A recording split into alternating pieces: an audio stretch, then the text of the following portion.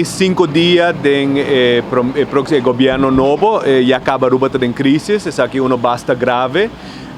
CFT alertar para o presupuesto 2021, que nós não chega a recorte de AZV. Me enfatizar que o recorte não é de medicina ou cuidado médico, é porta de administração e busca outra forma de escapa placa. Também nós vamos com o Rijksministeriat avisa ou decidir que para 2021 a Aruba não mais saca mais bono. Então o governo aqui toma a posição de violar o acordo com a mesa negociar, na mesa firma. E agora que nós estamos em risco, tem implicação para nos credit rating possivelmente, se eles fazem outro débito de Aruba mais caro, e realmente nós temos que passar por um período de incertidumbre, ou quando nós chega back no acordo, me está não está ponendo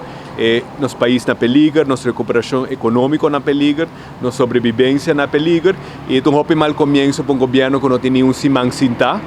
3 ministros estão fora, algum dia não há jefe no parlamento que não está viajando, está duelme para o em 5 dias e acaba nós ter uma crise mais grande de próxima governação, e nós turta vai correr risco para viajar.